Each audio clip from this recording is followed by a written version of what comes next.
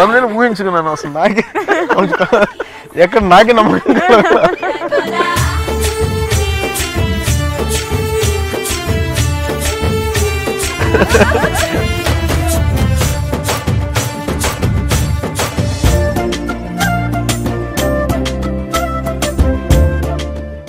నమస్కారం ప్రేక్షకులందరికీ సంక్రాంతి పండుగ శుభాకాంక్షలు.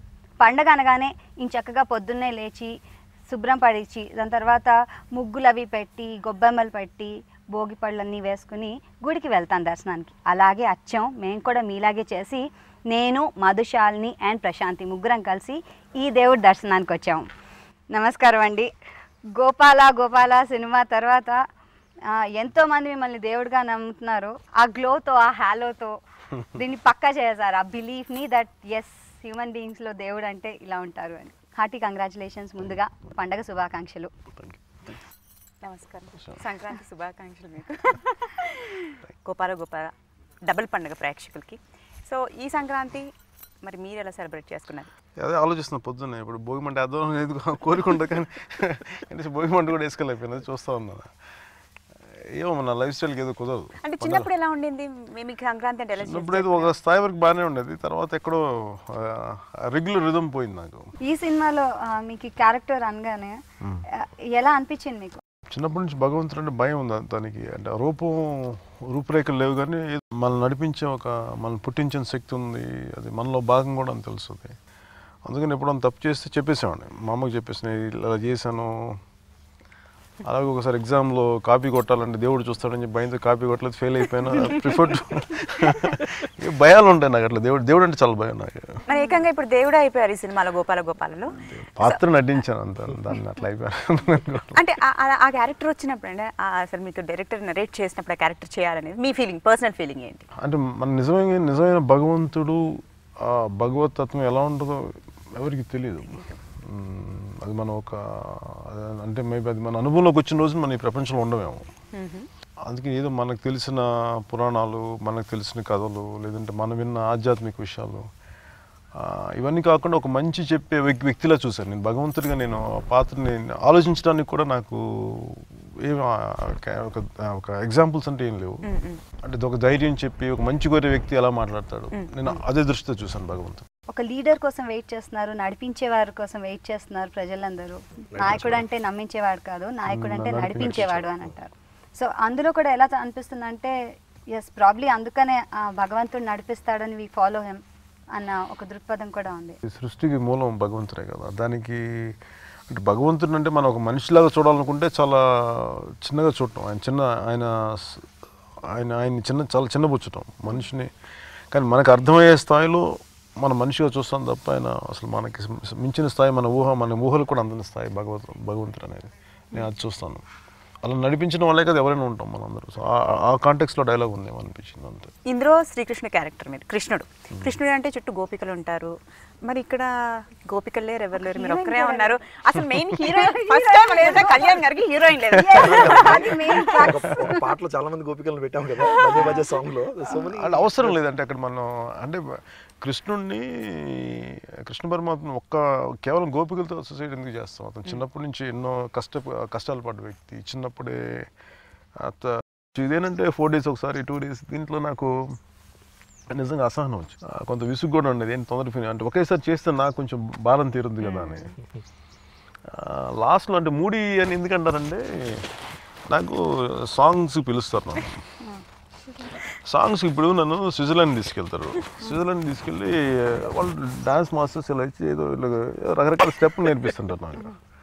నేను చూస్తాను, నాకేమో ఇబ్బందిగా ఉంటుంది, ఎబ్బెట్టుగా ఉంటుంది అలా చేయాలని. సడన్గా ఇప్పుడు దాకా కొంచెం ఇలా మాట్లాడి అక్కడికి వెళ్ళి డ్యాన్స్ చేయమంటే నాకు అసలు బాడీ కథం లోపల నుంచి. నాకు పై వీళ్ళందరూ ఎవరెవరో చూస్తుంటారు రోడ్ల మీద, నాకేమో వాళ్ళందరూ చూడగానే అసలు ఇంకా లోపల కొంచెం నేను అంటాను మీరు ఎవ్వరు జనం లేని చోట నన్ను తీసుకెళ్ళాను, అక్కడ ఏదో ఇంకా తప్పదు కాబట్టి చేసేస్తే మనం రోడ్ల మీద పెడతామంటే నేను చాలా పారిపోతున్నాను.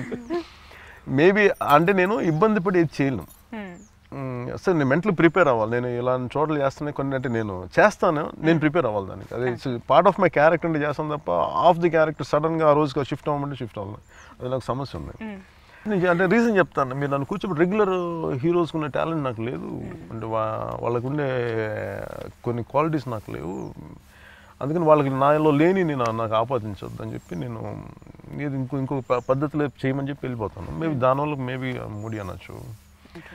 సపోజ్ ఈ క్యారెక్టర్ వరకు ఏంటంటే మా ఆయన కూడా ఇబ్బంది పెట్టాను ఒకసారి. అదే నేను అన్నా అనుకున్నాను మిమ్మల్ని మిగతా హీరోస్తో వర్క్ చేయడం అంటే చెప్పినట్టు వినేస్తారు డైరెక్టర్. మరి కళ్యాణ్ గారు ఒప్పుకున్నారు, నేను అంత ఈజీగా ఒప్పుకోను అనేసి దానికి.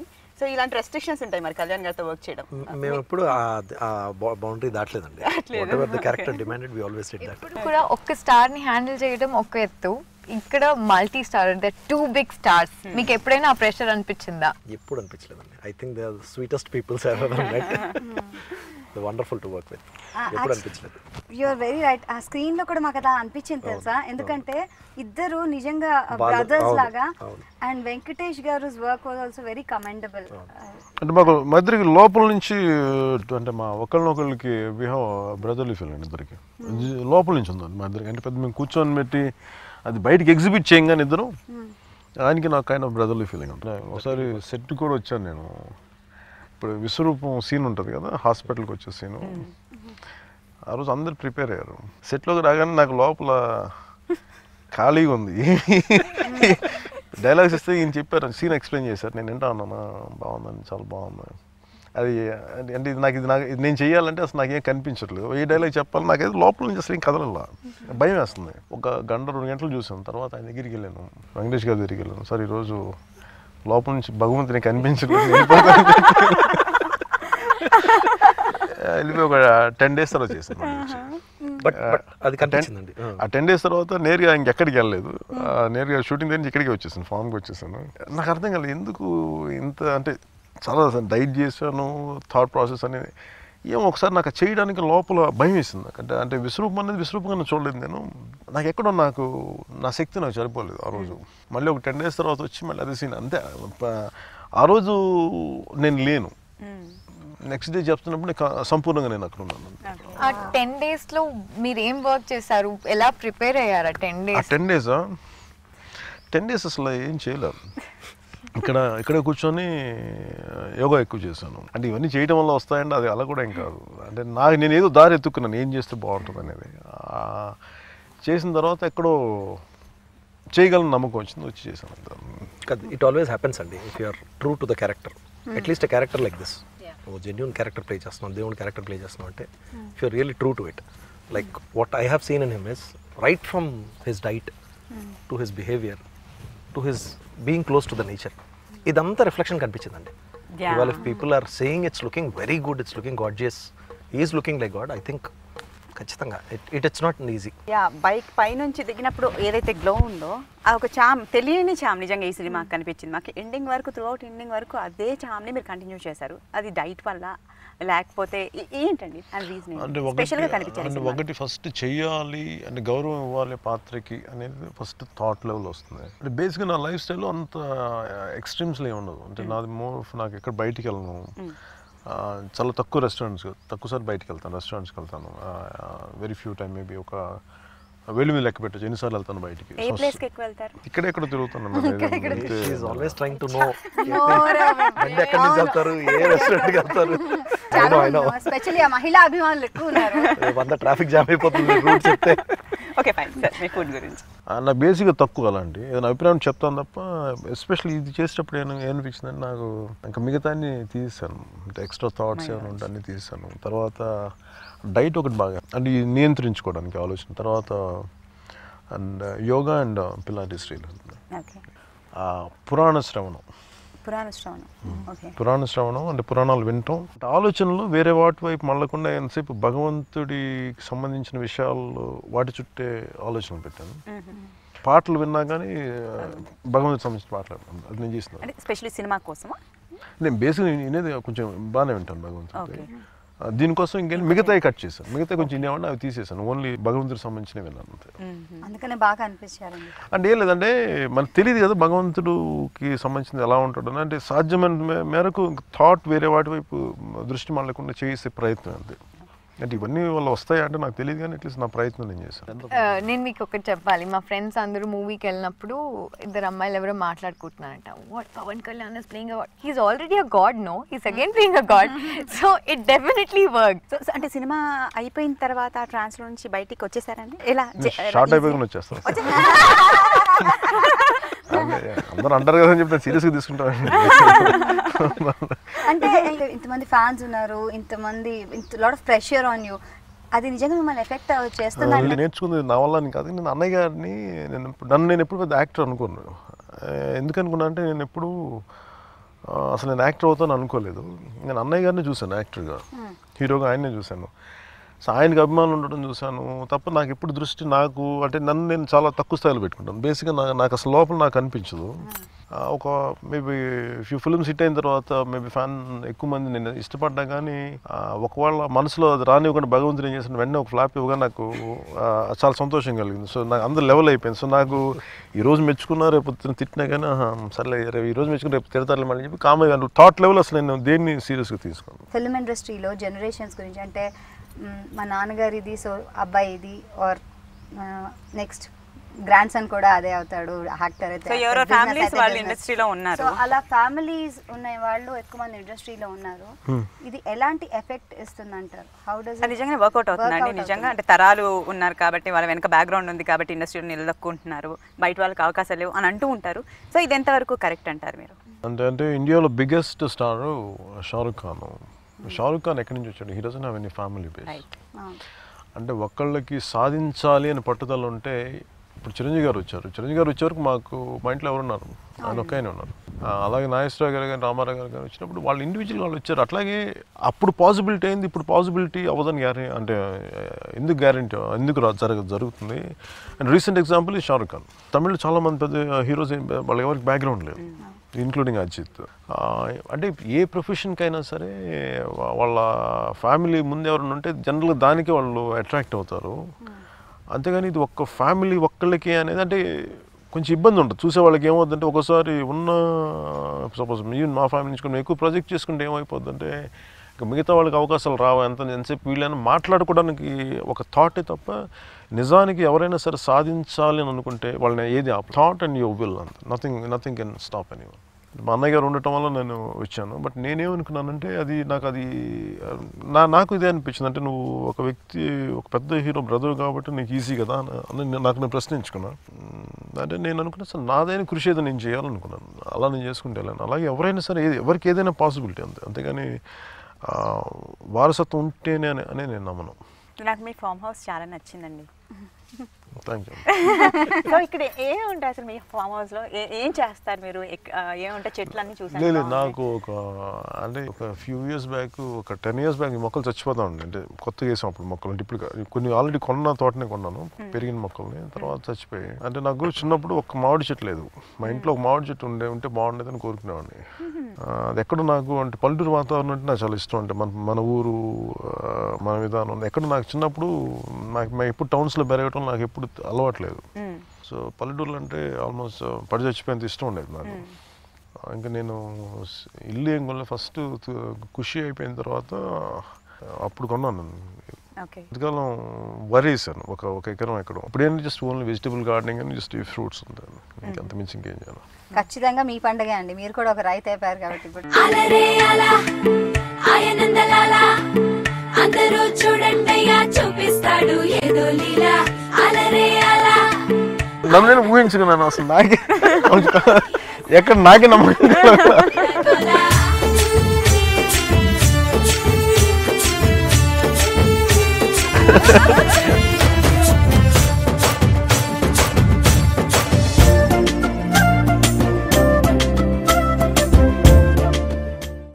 మీకు బాగా గుర్తుంది సంక్రాంతి ఫ్యామిలీతో సెలబ్రేట్ చేసుకుంది ఎప్పుడండి? 8th class. ఎలా ఎంజాయ్ మాకు తెలుసుకోవాలి. అంటే గాలిపటాలు ఎగరాలని చాలా భయం వేసింది, ఎందుకంటే లాగేస్తుంది. అందువల్ల అంటే నాకు చాలా భయాలు, చాలా ఫోబియాలు ఉండేవి నాకు చిన్నప్పుడు. గాలిపటాలు ఎగరేస్తుండేది, ఆ గాలికి లాగుతూ ఉండేది కదా, అది నన్ను అంటే చాలా సన్నగా ఉండేవాడిని. నన్ను ఎగరేసుకెళ్ళిపోద్దాం అని ఇంకా నాకు భయంతో ఒక తాడు కట్టి ఎక్కడ కట్టేసి సో ఈ పెయిన్స్ ఇవన్నీ ఉంటాయి కదా, కీన్స్ డీలా అవన్నీ అంటే అప్పుడు అవన్నీ అంటే మా ఇంట్లో కొట్టేవాళ్ళు నేను చేస్తాను. నాకు అసలు చాలా భయం, అందుకే నేను ఎప్పుడు చేయలేదు. చిన్నప్పుడు మేమందరం అందరూ వచ్చేవాళ్ళు, ఇప్పుడు అన్నయ్య కూడా వచ్చేవారు. ఎప్పుడన్నా మా భోగి మంట ఒకటి వేసేవాళ్ళం. సో ఇంట్లో ఉన్న పాత సామాన్ అంతా అందులో వేస్తారు కదా భోగి మంటల్లో. అలాంటి అంటే చాలా మంది ఏం చేస్తారు, పాత ఎండిపోయిన ఫ్రేమ్ కుర్చీలు ఎన్ని ఉండే సో అలా మీరేమైనా కొన్ని నాకు గుర్తుంది, ఒకటిసారి 2 సార్లు ఏదో ఒక పాత కుర్చీలు ఉంటే చాలా కాలం నుంచి ఏం చేయాలి కొన్ని ఉంటాయి కానీ అవి వదులుకోరు. అది ఒకసారి మటు చాలా కసిగా ఇస్తాను. సినిమా గురించి అడుగుతానండి. చిన్న సినిమాలు పెద్ద సినిమాలు అని అంటూ ఉంటారు. పెద్ద సినిమాలు పెద్ద స్టార్ ఆ ఓరా ఉంటేనే నడుస్తాయి, చిన్న సినిమాలకు చాలా కష్టం అంటుంటారు. దాంతో మీరు ఏకీభవిస్తారా? చిన్న సినిమాలు అందుకోవాలి పెద్ద స్థాయి అంటే ఎలా అంటారు? అంటే ఫస్ట్ అంటే ఎవరినైనా బ్లేమ్ చేయముందు, ఏ సిస్టమ్ బ్లేమ్ చేయదు, ఒక మంచి థాట్ ప్రివేల్ అయితే దాని సక్సెస్ రీచ్ అవుతుంది 100%. అంటే చెప్పానంటే మనం ఒకరిని అంటం చాలా ఈజీ, ఇది ఓన్లీ పెద్ద సినిమాలకి అనేది. అలాంటప్పుడు నేను కూడా గోకుల సీత అనే సినిమా స్టార్ట్ చేసిన నాకు బడ్జెట్ లేదు అసలు. ఒకరోజు డబ్బులు లేక షూటింగ్ అయిపోయేది. ఎప్పుడు డబ్బులు వస్తే అప్పుడు షూటింగ్ చేసేవాళ్ళు, మార్కెట్ ఉండేది కాదు. నేను కూడా అదే స్ట్రగుల్ నేను వచ్చాను కదా చిన్న సినిమా నుంచే. అంతేగాని ప్రతి ఒక్కరు దాన్ని అంతే తీసుకోవాలి తప్ప ఇట్లాగైతే కుదురుతుంది చిన్న సినిమాల అంటే మేబీ కొన్ని సమస్యలు ఉండొచ్చేమో ఖచ్చితంగా.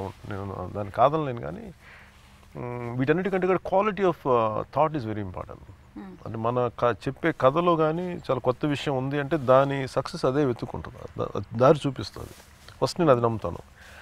మేబీ కొన్నిసార్లు నిజమైన కథ వచ్చినప్పుడు కూడా సిస్టమ్స్ ఏంటంటే కొన్నిసార్లు కొత్త వాళ్ళని అంత తక్కువని రానివి, కొన్ని పరిస్థితులు ఉంటాయి. అంటే అన్ని సినిమాలకి మనం వర్తించలేం, కానీ కొన్ని మంచి సినిమాలు కొన్నిసార్లు ఇబ్బంది కలగచ్చు కూడా. అలాంటిది ఉంటే మటుకు నా ఉద్దేశం ఏంటంటే ప్రొడ్యూసర్స్ కౌన్సిల్ స్టేట్, మన తెలుగు ప్రొడ్యూసర్స్ కౌన్సిల్ వాళ్ళు చూడాల్సిన విషయం. సో మీరు చేస్తాను అంటే చాలా మంది ప్రొడ్యూసర్స్ వెయిట్ చేస్తున్నారు. ప్రొడ్యూసర్స్ ఉంటారు కానీ బేసిక్గా మనకి రైటర్ సమస్య ఉంది. మంచి కథ రాయడానికి లేదంటే కథ అంటే వాళ్ళ నేను అనుకున్నది మంచి కథ కాదు, అంటే 10 మంది అనుకునేది మంచి కథ. పోనీ మనం ఏదో ఒక కథ చేసేద్దామంటే దాన్ని ఎలా అమ్ముతారో మనకి దాన్ని అంటే వన్ సినిమా చేసిన తర్వాత కంట్రోల్ మన చేతిలో ఉండదు. నేను దెబ్బతింటే మళ్ళీ ఎఫెక్ట్ నాకే ఉంటుంది. అందుకే ఆ భయాలతో మేము వెంటనే చేయలేను సినిమా. ఓకే, సో పెద్ద సినిమా వాళ్ళే కాదు, చిన్న సినిమా మంచి సబ్జెక్ట్స్ ఉంటాయి, వాళ్ళు కూడా కళ్యాణ్ గారితో ఒక్క అవకాశం వస్తే బాగుండు చేస్తాను వెయిట్ చేస్తూ ఉంటారు. సో మరి అలాంటి వాళ్ళకి అవకాశం ఏమైనా ఉంటుందా? ఇప్పుడు నేను వెళ్ళి అనుభవం లేని వ్యక్తికి నన్ను నేను ఎలా ఇచ్చుకోమంటాను? ఎంతో కొంత ఒక చెప్పి అంటే నిజంగా వాళ్ళకి ఆ స్థాయి ఉంటే వాళ్ళు వస్తారు నా దగ్గర. అలాంటప్పుడు కరుణాకరన్ అనుభవం ఎక్కడుంది? తొలి ప్రేమ అంటే నిజంగా అలాంటి పరిస్థితులు వచ్చినప్పుడు వస్తారు ఎదురుగా. నిజంగా ఒకటికి అంత అకుంటే దీక్ష ఉన్నప్పుడు వచ్చి చెప్తున్నా చాలా మంచి అద్భుతమైన కథని వెంటబడతారు, చేస్తారు, వింటాను, బాగుంటుంది, తొలి ప్రేమ చేశాను. కానీ డైలాగ్ భలే చెప్పానండి ఈ సినిమాలో కూడా. రావడం కొంచెం లేట్ అవుతుందేమో కానీ రావడం ఖచ్చితంగా అసలు అది అసలు ఇంకా చాలా ఒక డైలాగ్ సినిమా నిలబడడానికి. సో అది నిజంగా అక్కడ చెప్పేటప్పుడు ఎలా ఉండేది మీకు ఆ ఫీలింగ్? ఎందుకంటే అది నిజం రియాక్షన్. అది అంటే మనం భగవంతుడిని అంటే చాలాసార్లు పరిస్థితుల్లో భగవంతుడు ఏంటి రాడేంటి అంటే ఒకసారి మా అమ్మని అడిగాడు, ఎందుకమ్మా ఏం జరగట్లేదని. జరుగుతాయిరా మంచి పనులన్నీ లేట్, కొంచెం ముందు వెనకైనా కానీ రావాల్సిన టైం జరుగుతాయి అనేది ఒక అదే మన మాట తీయాలి అనే. అంటే ఆయన కూడా చెప్పినప్పుడు నాకు అదే గుర్తుంది. కొన్నిసార్లు రావడం లేట్ అవచ్చేమో కానీ రావడం మాత్రం పక్కా. సో ఈ సినిమాలో మీకు బాగా నచ్చింది గోపాల్లో బాగా నచ్చింది మీ క్యారెక్టర్లో. ఎన్నో డైలాగ్స్ చెప్పారు, మంచి మంచి సీన్స్ ఉన్నాయండి. మీరు ఎంజాయ్ చేసిన సీన్ కానీ మీకు బాగా ఇష్టమైన సీన్ కానీ భలే ఉంది అనిపించిన సీన్ మీ ఎక్స్పీరియన్స్లో ఇప్పటివరకు? హాస్పిటల్ సీన్ ఒకటి బాగా నచ్చింది, విశ్వరూపం. వైకుంఠపల్లి సీన్లో నాకు ఆ డైలాగ్స్ అంటే అంటే నిండు సభలో ద్రౌపదిని అవమానిస్తున్నప్పుడు ఇంతమంది అంటే ప్రతి ధర్మం ఎంత బలంగా ఉంటుందంటే ఒకసారి కోపం వచ్చేసేంత ఉంటుంది. అసలు ఎవరు పట్టించుకోరండి అంటే భగవంతుడు లేడా అని ఒకసారి మనకి రోజువారీ జీవితంలో మనకి అనిపిస్తుంటుంది. ఇంత అన్యాయాలేంటి, దీని ఎవరు ఆపలేరా అని అనుకున్నప్పుడు అంటే ధర్మం ఎంత పని చేస్తుంది అని అనడానికి నాకు ఆ సీన్ దాన్ని నిర్వచనం చాలా బాగుంది నాకు ఆ సీన్లో. కానీ ఇంకా కళ్యాణ్ గారు 45 minutes మ్యాక్సిమం అంతే ఉన్నారు, ఇంకుంటే బాగుండు ఎక్కువగా అని అనుకున్నారు. సార్ మీరే చెప్పాలి దీనికి, ఎందుకంటే సేమ్ ఓ మై గాడ్ లాగా సిమిలర్గా లేదు సినిమా, చేంజెస్ చేశారు. అలా చేంజెస్ చేసినప్పుడు కళ్యాణ్ గారిని ఇంకొంచెం ఎందుకు ఎక్స్టెండ్ చేయలేకపోయారు మీరు క్యారెక్టర్? చాలా ఎక్స్టెండ్ చేసామండి. ఇన్ఫాక్ట్ ఒరిజినల్ కంటే చాలా ఎక్కువ ఉంటుందండి, చాలా ఎక్కువ ఉంటుంది. బట్ దెన్ అది ఎంత కావాలో అంతే పెట్టాలి, ఇంకా కొంచెం చేస్తే పడుతుంది. నెక్స్ట్ మల్టీ స్టారర్ ఒకవేళ చెయ్యాలి అనుకుంటే ఎవరితో చేస్తారు? నాకు ఎవరితో చేయాలని పెద్దగా అంత కోరికే ఉండదు, నాకు చేయాలని కోరిక లేదు. అంటే అలాగే అంటే నాతో నేనంటే నా ఉద్దేశం ఏంటంటే నేనే వెంటనే సినిమాలు చేయాలి నాకే అయిపోతుంది అనిపించదు, జరగాలి అనుకుంటాను అంతే. కాదు ఫైటింగ్ అంటే ఇష్టం కానీ ఫైటింగ్ చేయాలంటే భయం. అదే కదా మనం చేయలేనే మనం చేయాలనుకుంటున్నాం. మీరు చెప్పనే లేదు ఈ ఫిల్మ్ లో మీకు ఏ టైంలో ఎక్కువ భయం ఎప్పుడు వేసింది, ఏ సిచ్యువేషన్ లో? అంటే ఏదైనా స్టంట్ చేస్తున్నప్పుడు ఏమైనా భయం వేసిందా? ఈ గోపాలలో ఈ సినిమాలో స్టంట్స్ కంటే భయంకరంగా ఉన్నాయి కదా, విశ్వరూపం అని దాని గురించి ఇప్పుడు 3 సార్లు మాట్లాడుకుంటాం. అంటే భగవంతుల్లో అంటే నాకు తెలియదు, అంటే మనకి చిన్నప్పటి నుంచి పౌరాణిక సినిమాలు చూసి మనకి అంటే నాకే నమ్మకం కలగదు నేను కృష్ణుడి క్యారెక్టర్ అంటే. సో నేను కృష్ణుడి క్యారెక్టర్ కాదు ఇంకోటి ఎవడో క్యారెక్టర్ అని చెప్పి నన్ను నేను చెప్పుకొని చేయడం, అందుకనే కదా భయపడే కదా వెళ్ళిపోయానని చెప్పాను. Actually not an easy thing to do అండి. యాక్చువల్లీ భయంతో వెళ్ళిపోయాను, భయంతో వెళ్ళిపోయాను. అంటే నాకు ఈ అరచేతులు చెమటలు పట్టినాయి.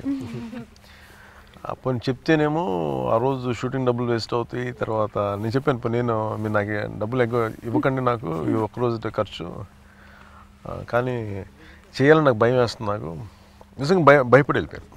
ఆ scene was also very important, very actually shows himself. అవతారం చూపించే సీన్ అది. So whenever he felt he was not 100% into it. ఆయన సో ఆ కీ చైన్ విష్ణు యాక్చువల్లీ చక్రం అది మన శ్రీకృష్ణుడి చేతిలో, అది డిఫరెంట్గా ఇక్కడ కీ చైన్ పెట్టారు. అండ్ లాస్ట్లో కూడా ఎంత బాగుందంటే ఆ సీన్, ఆ కీ చైన్ మీరు మాయమైపోతారో ఆ కీ చైన్ అక్కడే పడి ఉంటుంది. వెంకటేష్ గారు తీసుకొని జోబులో వేసుకున్నప్పుడు అప్పుడు ఒక డైలాగ్ అంటారు మీరు, ఏంటి ఇది కాదు నువ్వు నీలాగే ఉండు అని అంటారు కదా. సో అంటే ఇది చేసేటప్పుడు సీన్స్ అది ఆడియన్స్కి మీరు ఉద్దేశంలో పెట్టుకొని చేస్తుంటారు ఎలా అండి జనాలకి? ఆయన ఇవన్నీ రాయించిన వ్యక్తి, ఆయన కన్సీవ్ చేసిన వ్యక్తి ఆయన. ఓకే, చాలా మంచి సినిమా రాబోతుంది ఒక ఇది అనిపించింది. అంటే ఇవన్నీ దాని వెనక ముఖ్య ఉద్దేశం ఏంటంటే నిన్ను నువ్వు నమ్ముకు, అంతేగాని బయట నిన్ను దాటి ఏది నమ్మద్దు.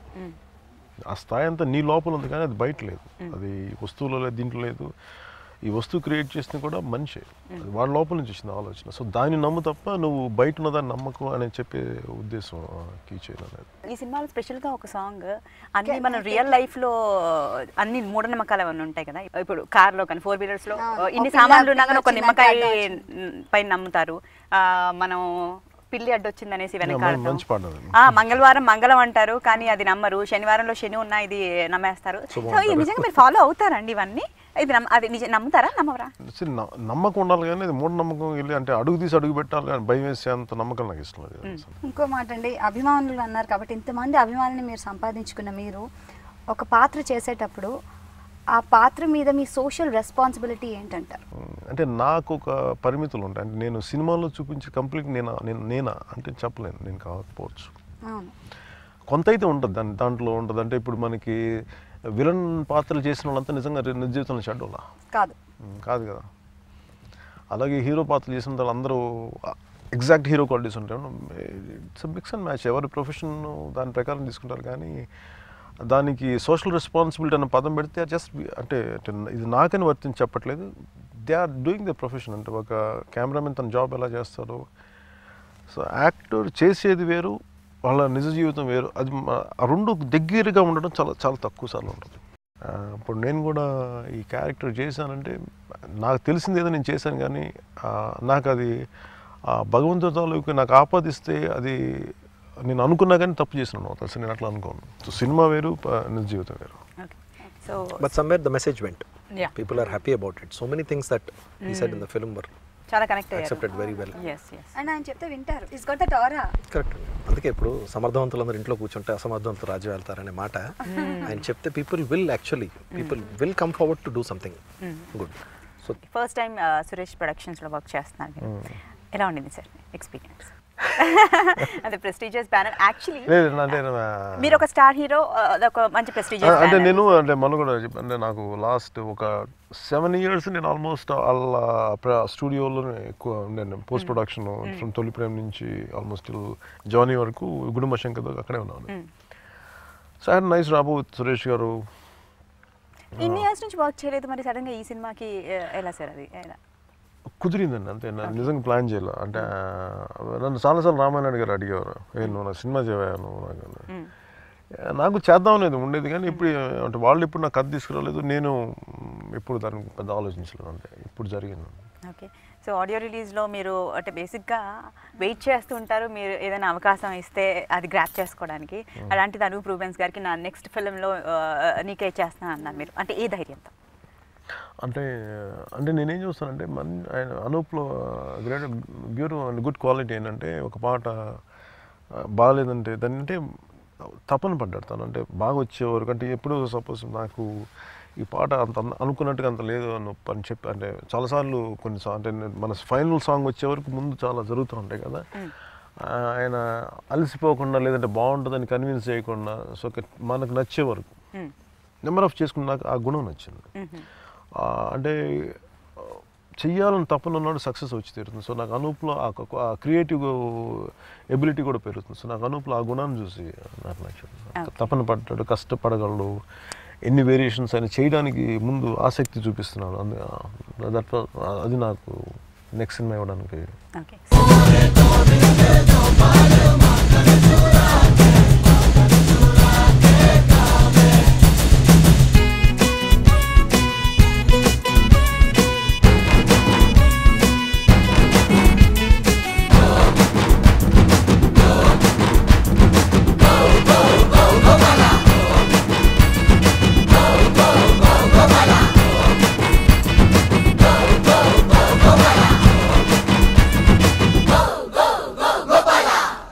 సో నెక్స్ట్ సినిమా ఏంటి మరి, ఏం చేస్తున్నారు? గబ్బర్ సింగ్ 2 అని మేము విన్నాము, అదొకటి తెలుసు.